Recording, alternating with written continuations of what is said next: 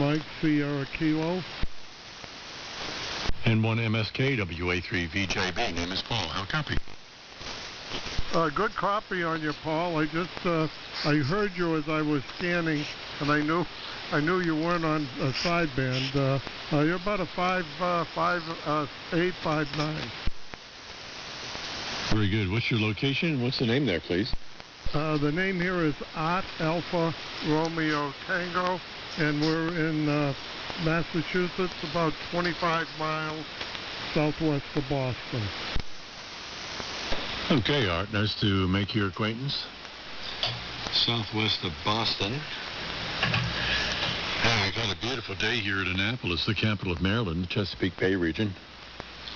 Managed to get out in our 55-year-old two-seater convertible this morning. Did some nice early sunrise shots, photography, as the corn comes up. And then went out and visited a friend of mine about halfway to the way to Frederick, about 50 miles from here, and he brought out his 56-year-old two-seater sports car, old Datsun Roadster. We went around for, probably a 15 or 20-mile tour, just driving the back roads and the S-curves, Art. So hope your weather's as good as ours. It seemed like the weather system on the map was a high-pressure system that had some cooler temperatures and clear skies, and seemed to extend all the way up your way there. So, yeah, we run exclusively AM. This is where all the cool kids hang out, usually from about 72, 76 on up to the top of the dial. So welcome to this part of the hobby.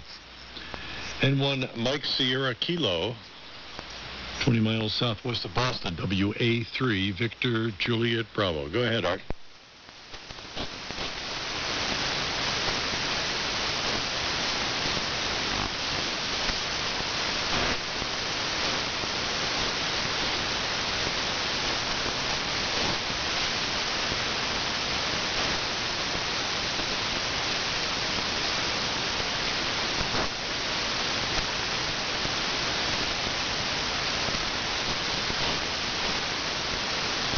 Good afternoon, Paul. Hi, Bob. I think I got ghosted. How are you? I'm doing okay. Yeah, a little bit better every day. Yeah, I don't know. The guy didn't come back. Not sure why, but let's say good afternoon to you. And it's a nice day here in South Jersey, I'll tell you that. Yeah, I guess you caught the gist of what I was doing this morning. Had the old Datsun out. Showed up at a friend of mine's place. Said, hey, let's go for a drive. And he actually broke away from whatever he was doing, and we spent the better part of an hour just driving around today. Beautiful, beautiful day. Car ran great. Put 150 miles on it. Topped off on a corn-free gasoline pump. So it's all put away again, but happy. I wonder how the injuries are recovering. I forget whether it was the shoulder or the ribs that were the worst off, but you sound a little strained. Your voice has got a little strain in it, so I wonder if you're still doing some really good meds or whether stuff's hurting right now. Go ahead. No, I just over-the-counter stuff. That's all I'm taking, and the pain's not too bad. It's a shoulder that's really the bad part, and I, only if I use it, it gets really painful, and then it stays painful for a while, and then, I stop using it. So that's much better than when it was screaming all the time, which it was, and it's coming along. I guess that's the thing. I just have to get range of motion back, and pain level subside if I do anything with it. But I'm managing, put it that way. I'm running the 101 with external audio, and it's an interesting setup I have here. If I push the transmit button on the front of the radio, I get the outboard audio from the RIDI port in the back. If I key the microphone, I get microphone audio in the front. And the EQ that's built in the radio works on both ports, which is kind of interesting. I didn't think they'd want to have that working on the RIDI port, but they do. So I wonder what you think this sounds like. I got the high end boosted because it goes out quite far, but it's like anything over 3,000 is like 10 dB down, but it's there. So if you boost it up, you get some of it, but I don't know. I'm just trying it both ways and see which way people think sounds better. WA3 VJB, and cool with the Datsun. I need to get rid of the motorcycles, I think, and get like a Jeep. And on the vintage front, I've seen like versions that are kind of like the World War II version, or maybe like the Vietnam version. And then I think Jeep, the actual Jeep company, started selling something that was kind of a mix between like a modern Jeep and the old Jeeps, and I probably think it was probably something from the 60s or something, but that would be really cool to find something like that, because that would be probably pretty easy to work on.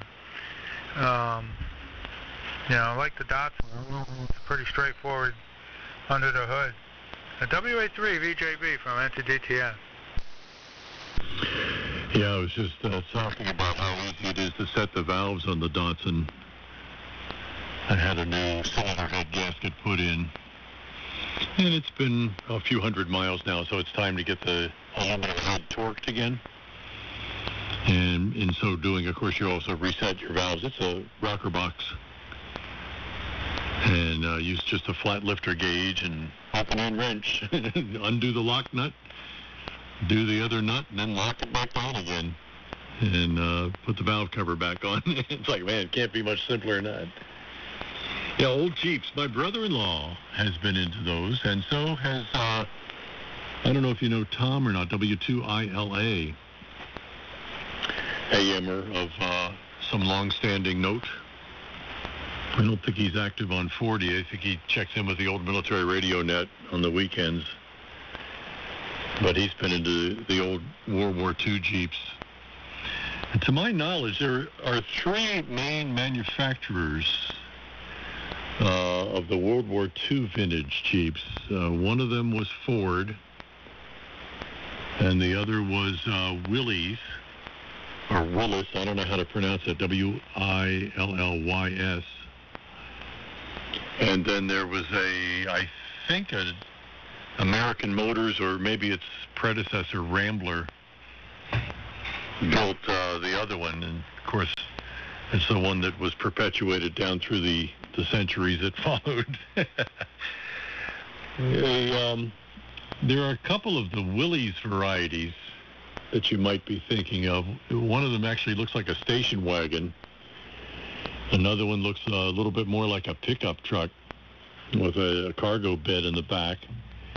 And then they also made a Jeep-sized two-seater with a short cargo bed. And you'll want to stay away from the 80s AMC Jeep, which was known as a YJ, the Yuppie Jeep. There was apparently some concern that they were going to face some litigation for rollover liability. So they widened the stance on the thing and lowered it, which was completely counter to its high clearance four-wheel drive scramble off-road. But it was more stable on the highway, so Yuppie Jeep it became. And then, of course, pendulum's gone the other way, where you've got the wide offset wheels and jacked up suspension. So I guess that threat of litigation must have passed somehow or the other. And the ones made today by the Dutch conglomerate Stellantis, it's no longer an American company. has reliability problems, according to a couple of the auto enthusiast pages I read. So you're better off staying with the older ones without all the microprocessor, computer controlled sensors and everything else. So, yeah, sounds like you've already identified that as where you'd want to be. And yeah, the Datsun, mine's a 1969, and my friend Pete's is a 1968. They made them. We talked about that. You and I talked about this, I think. They made them through 1970 when the 240Z came out. And they're developing a bit of a collector's following. They've drawn some pretty good bids at auction. We've each had ours for, I think he's had his more than 20 years. I've had mine for 40.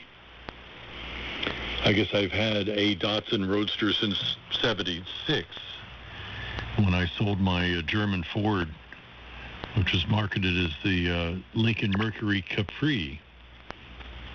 Had a 71. But the top didn't go down, so I got rid of it and got my first Datsun back in 76. Okay, on the shoulder, the pain kind of subsiding. I wonder if you're into physical therapy yet. And I was telling Ed, and maybe I don't want to join you guys on motorcycles. You all too rough and tumble. And I'm just a babe in the woods when it comes to motorcycle experience.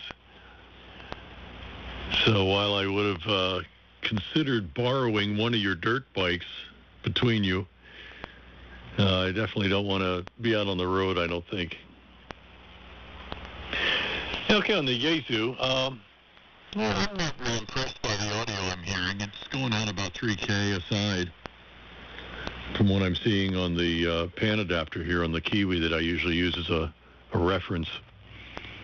And it doesn't sound like it's got very much low end either on either the Kiwi or the ITT McKay here at home, and it's got a good speaker on it.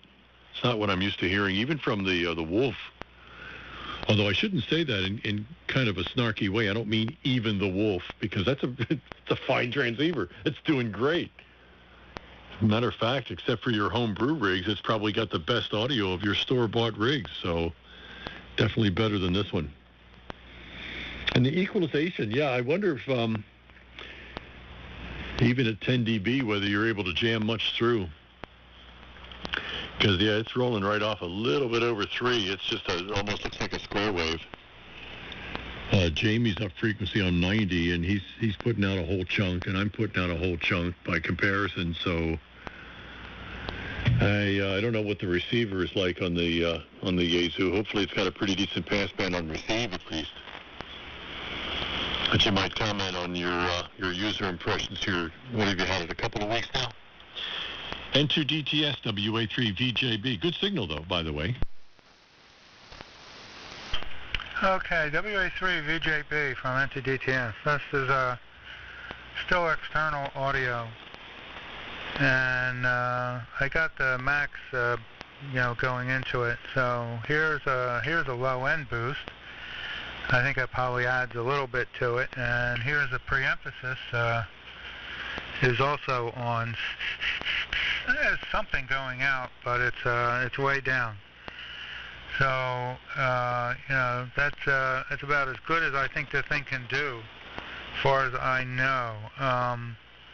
There's supposed to be some buttons you can push to eliminate the filter, and I probably didn't push those when I turned it on, so I'll have to see if that makes a difference. But I didn't seem to see any difference on the pan adapter when I looked at it with the Air Spy.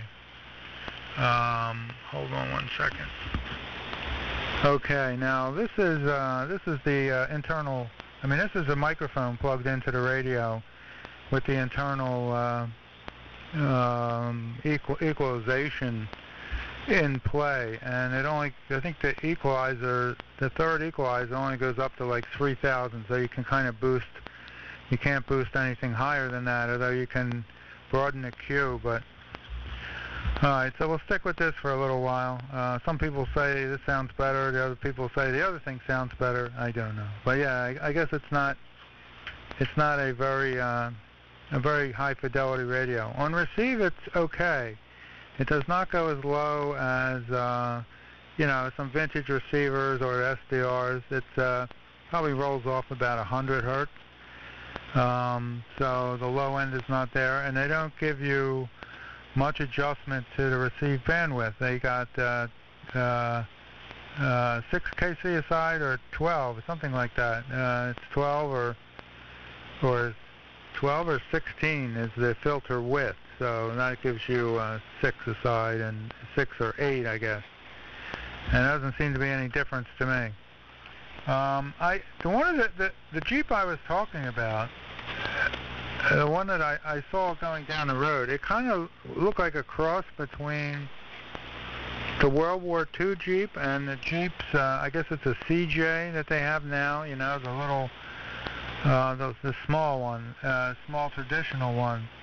But it was kind of in between those two, and maybe that was one of those 80s ones that, because it looked quite high, and it looked really small, and it looked narrow, and it looked, you know, like I said, like a cross between World War II. So I'm not too familiar with the Jeeps. I know guys in work, they really love the Cherokees. They were always working on them because they're old, and you know, they run them in the dirt, so that's rough on a vehicle. But they rust out. They need this, that, and the other thing. I think the radiators are kind of on the wimpy side and strange shapes, and they have all kinds of issues that you can take care of. But I would want like a small one or something smaller. You know, get rid of the motorcycles and go with something that's not going to break some bones and all. And Ed he had a really bad crash when he was younger, like really young. He almost lost his arm. I mean, he tore his arm up, I think. You know, he was in the hospital for a really long time, and he almost bled out on the way there. He is lucky to be alive, and I never had a situation like that when I was younger.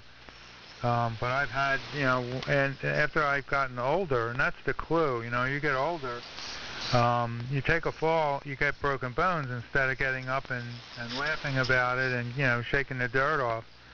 Because we used to do that all the time, and, you know, never broke anything. And now it's not that hard to fall and break something. So, you know, that's the key. You know, if you're younger, you can get away with it. So I'm kind of thinking I'm either going to give it up or reduce the what I do, you know, to a little occasional local ride or, you know, whatever. I'm not going to be doing a lot more street rides, which with the advent of cell phones and people being crazy, not paying attention, it's gotten pretty dangerous.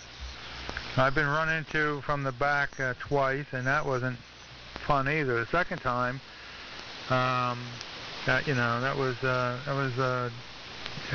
unpleasant experience. I didn't go to the hospital, but I was pretty sore for a long time. So the Jeep seems like pretty cool. I think I told you before, I have a neighbor who has a 240Z. I haven't seen it in a long time, but it's in his garage, and it was, I don't know if it runs anymore, because I haven't seen it for a long time. I have to ask him if I see him out there. So back to you. This is the internal audio. WA3VJB from N2DTS. Yeah, I could tell the factory microphone in the EQ curve changed. N2DTS WA3VJB. I like the external audio better than the factory mic, whatever the configuration you've just been on. The low boost on the Max didn't make any difference to my ears, and I'm listening in headphones. And the high boost didn't do much. So that's a pretty steep filter they've got in there, where even when you add that pre-emphasis curve that I know the Max does pretty dramatically, it's not getting through. The second condition of audio is barely 3 on a side. And the external audio is a little bit over 3, not quite 3.5, as I listen to it here. So, yeah, if you can do the menu thing and press the, what do they call it? I think it's called a test mode or something. I saw this written up for some other function somebody was trying to get away with. Maybe some out-of-band operation or something, but there's a test mode or a diagnostic mode that when you first turn the radio on and while it's booting up, if you press just the magic combination of buttons, it puts it into all these other revealed functions. And that's where it sounds like your filter defeat mode must be. And maybe it's got some potential when you do that. Because, yeah, this is doesn't even seem to be as good as the FTDX10, which in turn was better than the IC7300. Neither of which is up there with the Wolf. And all of them are blown away by your screen modulated radio. So there's this continuum, the DTS radio continuum. And this is not holding its own against the other ones. Yeah, the 240Z, I was telling the guy today, you get stopped all the time by people walk up to you and say, wow, what kind of car is this? And one guy I was talking with out at the post office said, oh, yeah, I used to have a Fiat X19. And then before that, he said he had an Austin Healey. And I said, yeah, there's not too many of these kicking around because they really were completely overshadowed when the Z came out. Of course, the Z was a beautiful car, well-engineered, good performance, but a different category of vehicle. It's not as if the Z addressed a market that the two-seater Datsun convertible addressed. There was just different clientele. And I think the days were already numbered for open sports car motoring because people wanted to be coddled more by having a cockpit around them. And the TR7, which was the TR6 successor in the Triumph world, was, I think, the hardtop version of it sold better than the convertible version. Maybe with the exception of the TR8, which had that small GM V8 in it. It already seemed like people were going to coupe-styled vehicles.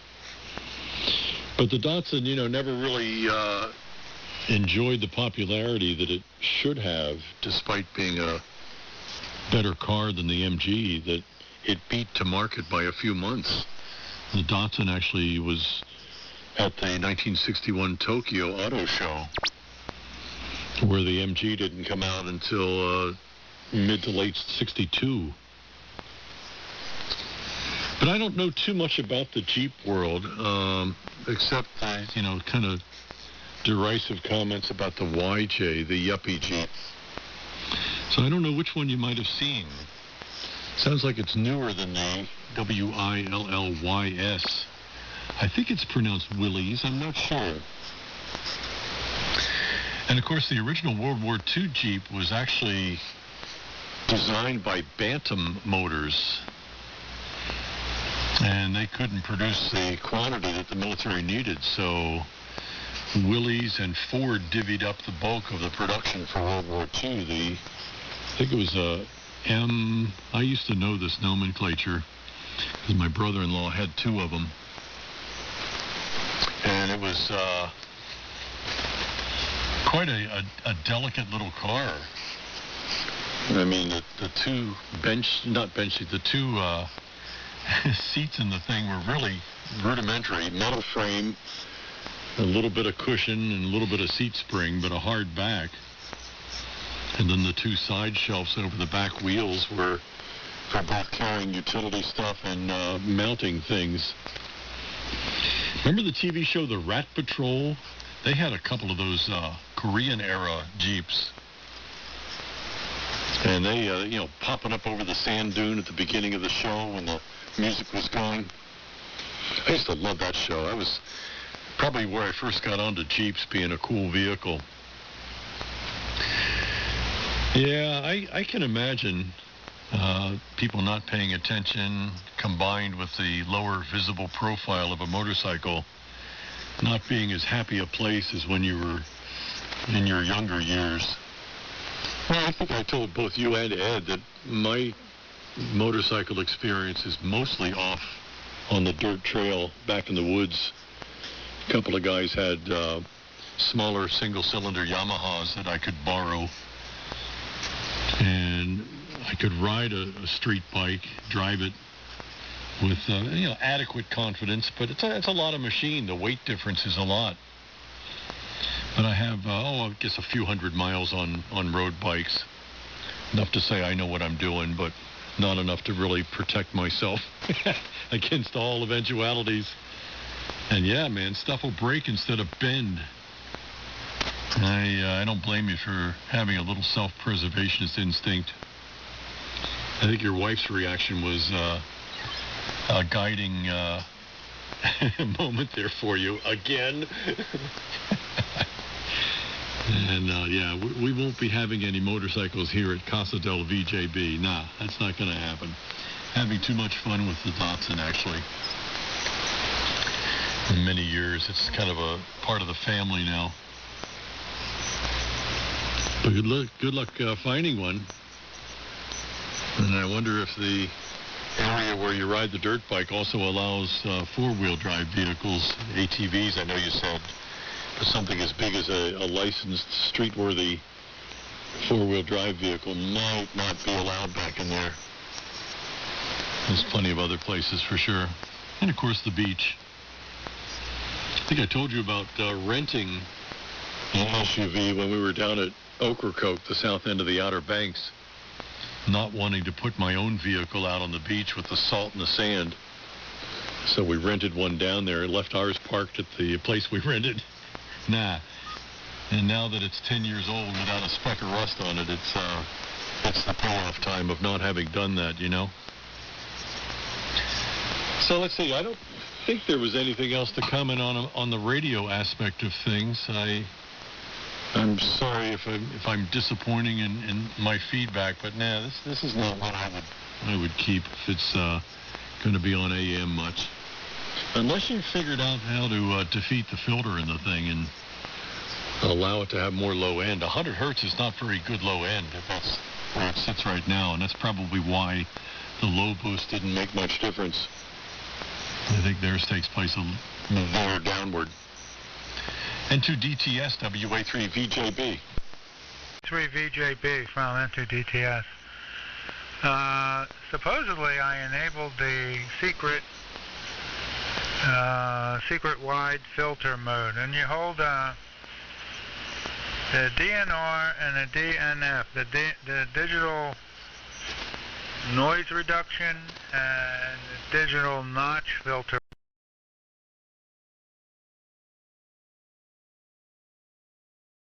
buttons in there. It has for transmit filter it has TT transmit bandwidth filter or something like that.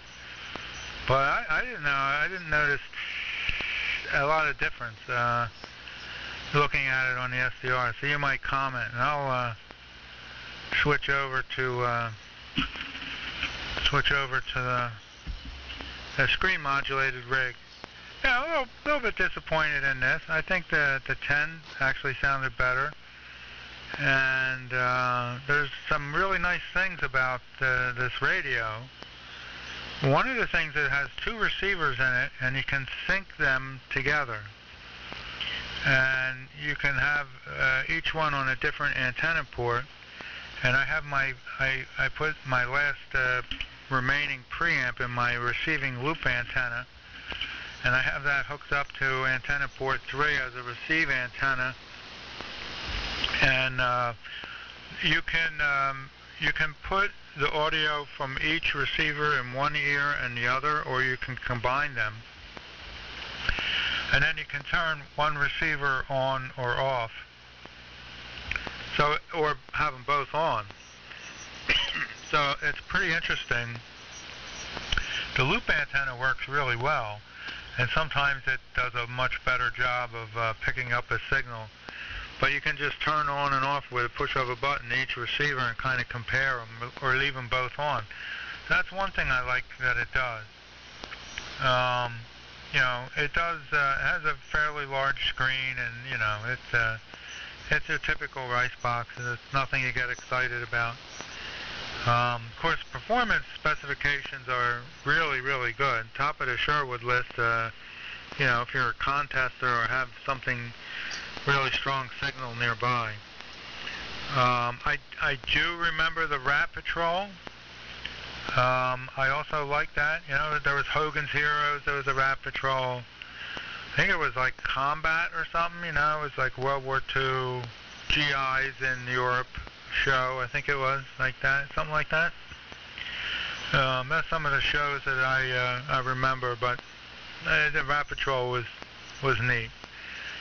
Of course, really it would be, if you read any history, it would have been the English guys over there in Land Rovers or Toyota, no, not the Toyota's Land Cruiser, Land Rovers, whatever the English had back then, because they were fighting over there, probably 2 years before, maybe more than that, 2 years before we got involved, so we got in there towards the end of it, but yeah, pretty cool show.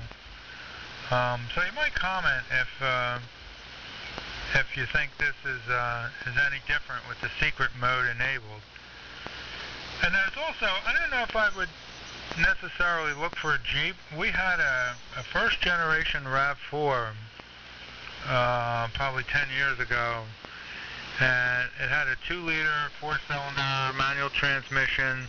It was pretty light. It was all-wheel drive. Well, it was really 2-wheel drive, one in the front, one in the back if you lock the center differential. But something like that would be, with decent tires on it, might be good. And that Honda had a CR-V, was the first generation of those was pretty light. You put some good tires on it, you could probably do some good off-roading, but probably would look for something that had an actual all-wheel drive kind of thing, and some ground clearance.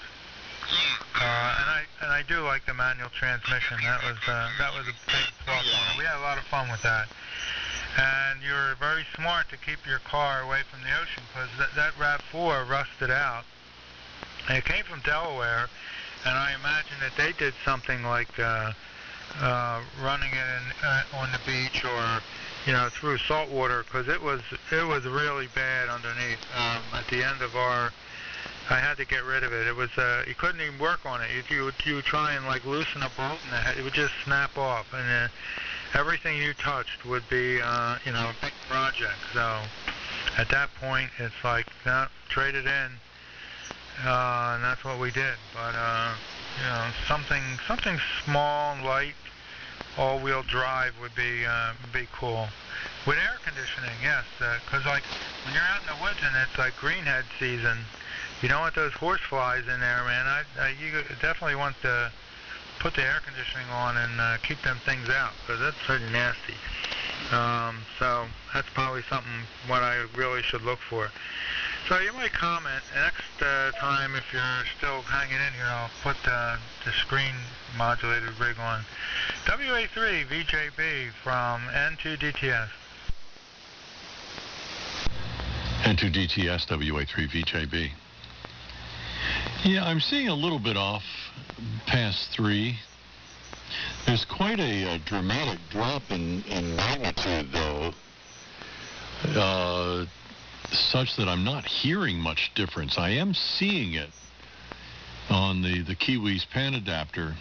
It wasn't there before, and you've got a good healthy signal so that the display, the waterfall display, is highly illuminated from center frequency out to 3.5. And then I'm seeing out to about 5 little tiny sparklies that weren't there before. And the little tiny sparklies probably represent greatly attenuated higher frequency response. It's not really audible in the chunk of passband that I'm using. I mean, I'm listening out at 5973, almost 6 kc.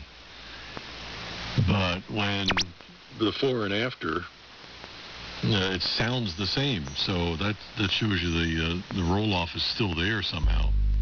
Am I strapping? Yeah. No. You are.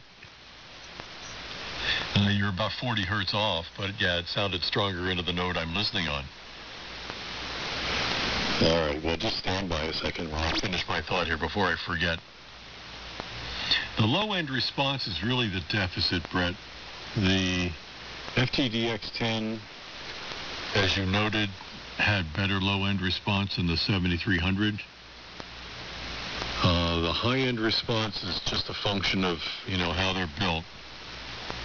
I don't think I've heard a 7300 get anywhere near what, let's say, a Kenwood TS890 can do. And the FTDX was better, but still not in that same category, nor in the same category as the Anon or the Flex. And this one is, maybe more of a contester dog x-ray kind of a transceiver, especially with those dual receivers that you described. And it's trying to be something that it's not here on AM. So, even with that nice display, although I thought you were fairly fond of the display in the Wolf, I guess that was in comparison to the FTDX10 or the 7300's display. Much bigger picture. And this one might be dramatically better again. I don't have them memorized as to what they look like or whatever. Another all-wheel drive, couple of models to consider, is an old AMC. Gary, W2INR, had an AMC in Syracuse that was four-wheel drive. Of course, they use a lot of road salt, so finding one that's not already rusty might be a challenge 35, 40 years later. I'm not sure what vintage they made them. Obviously, it was before AMC got subsumed into Chrysler. But they were four-wheel drive, and you could tell because they sat really high. And yet they came in a station wagon configuration with your air conditioning. And, you're kind of a contradiction. Here you are out in the wild on a two-wheel dirt bike in the midst of the greenheads. And now you want all-wheel drive and air conditioning. Well, you can't always have air conditioning off-road. It's not good for you. And another one to consider is the Subaru.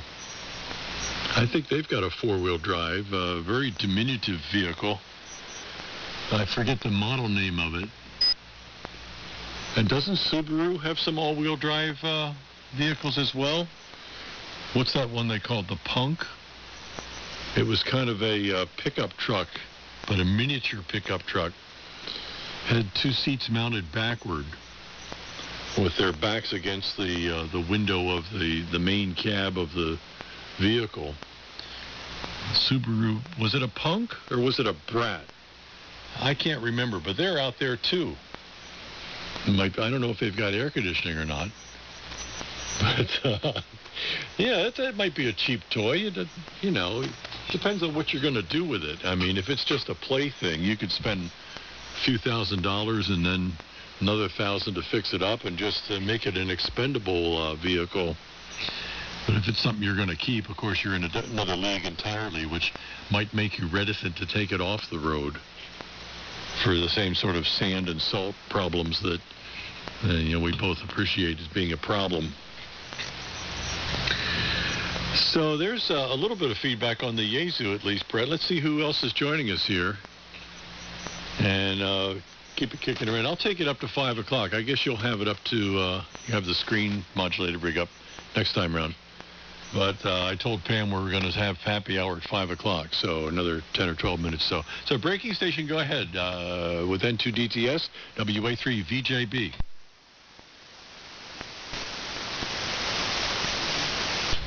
Yeah, I don't know who that was. Okay, on the It's Ed KA3PTX. on the screen modulated transmitter, and What's up? Pick it up next time. I think I ran amok with the settings. I'll turn the preemphasis on. Okay. Let's see. My sister had a TR7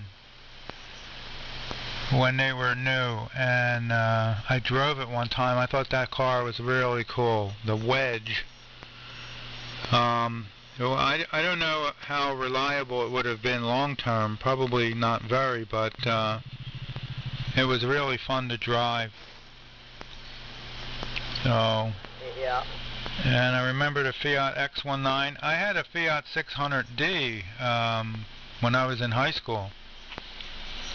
That was a very interesting car with the doors that open backwards, the suicide doors.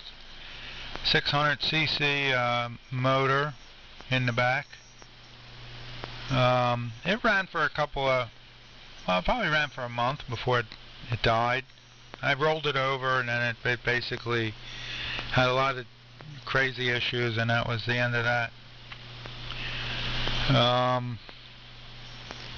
I think all the Subarus are all-wheel drive, and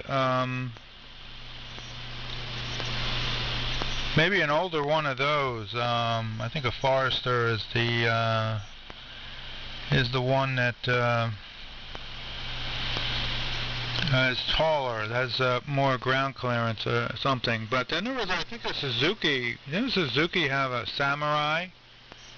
A real little thing. I don't know how they hold up, and I haven't seen one. But you know, so there was a number of smaller versions of you know, that. I don't think I'd get something as old as an AMC. That would probably be really hard to get parts for, and that would probably be getting on a little bit on the too old side to keep on the road.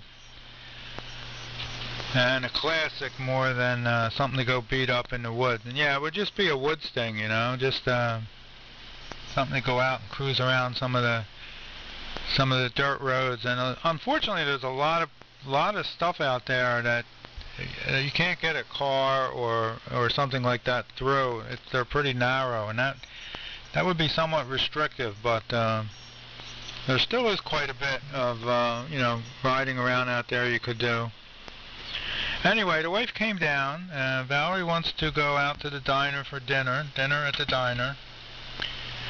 So I will wrap things up and just point out it's always a pleasure there, Paul, and thanks for the reports on the Yaesu.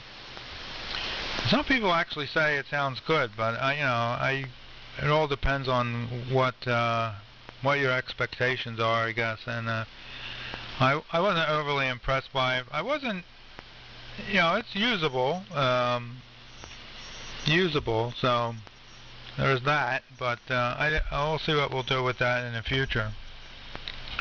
I don't really think there's anything new else to try that's out there currently. I've tried them all. The 890, the Kenwood, is out of my price range. I think I wouldn't go that far for ham radio. But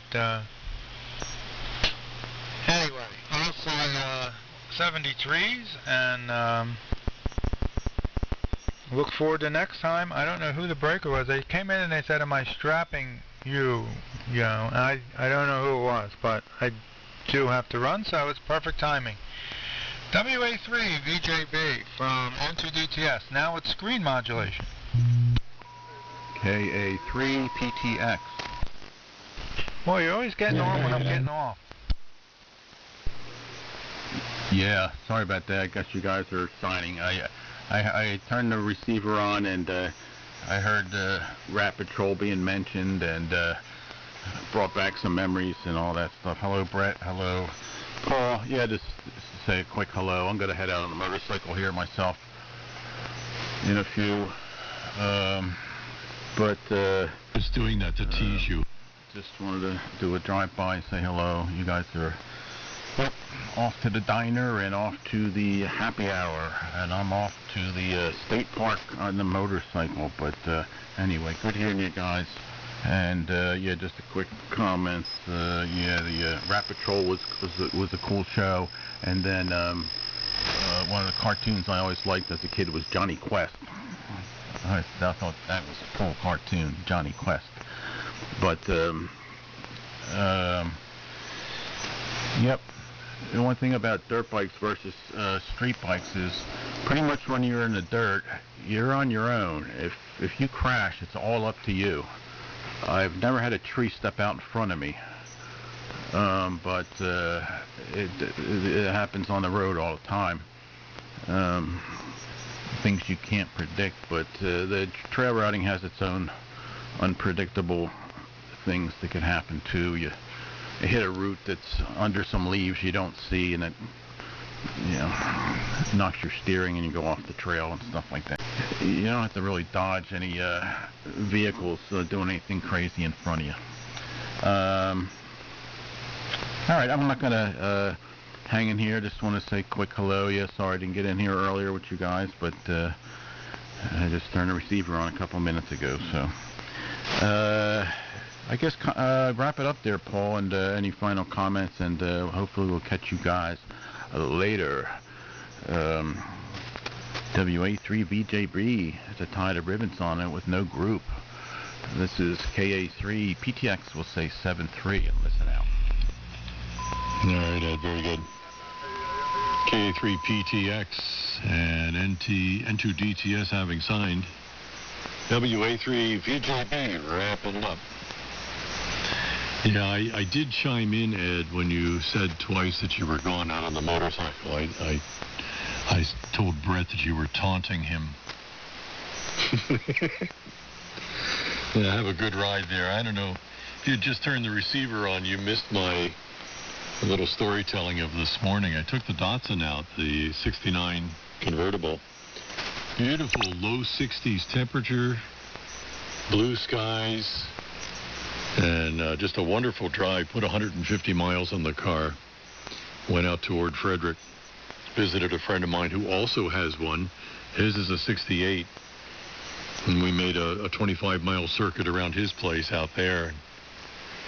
Came back grinning, you know, with bugs on your teeth and all that. Yeah, we had a good time. Took some good pictures as the sun came up. It's just a wonderful day. So I told Pam that I would declare happy hour in 4 minutes. 3 minutes now. That's the only reason I'm not hanging out. But glad you checked in. And very good on all. Haven't had the boat in yet. Wanted to tell that to you, too.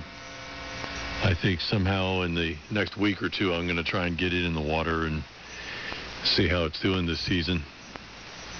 Do a little pre-flight checkage in the driveway with the Fake-A-Lake garden hose bolted up to the inboard-outboard and make sure all systems are go. Brett, take care. And I'll look for you guys again. Glad you answered my CQ. I don't know what happened to the other guy. We had a guy answer us, Ed, who was 20 miles southwest of Boston, N1 Mike Sierra Kilo Art. I don't think he'd been on AM before, so maybe his rig wasn't taking it. But he came and went, and then Brett followed up. So glad you guys made a day of it here with me on the afternoon radio show. Good signals, both here at home on the ITT McKay as well as on the K1VL. I think it's an Air Spy. I'm not on the Kiwi platform. They were all full. All the ports were full. He's got an extra one that's kind of an unlisted spare that I'm using. But I bookmarked it so I can key it up and enjoy it. There, I'm hearing some slop bucket on the side, too, so it's probably a good time to side. See you later. KA3PTX. No group, WA3VJB Annapolis. Out of here for now. Take care. Have a good ride. Yeah, be careful. Okay. Thanks. Yep. Well, I fully know the hazards of motorcycle. I spent 8 days in the hospital after a bad wreck. And then after that, a number of other hospital stays, and then I didn't get on a motorcycle for 15 years. Did not throw my leg over a motorcycle for 15 years. That I was so, whatever, traumatized, whatever. But then I got back to it. So sometimes it's in your blood or whatever. Great on the getting the Datsun out. That sounds cool, and Roger on the boat. So, all right, we'll let you guys go, and we'll catch up with you again. Enjoy the happy hour there, Paul, with Pam and Valerie and Brett. Have a good time at the diner. We'll say 73 KA3PTX clear.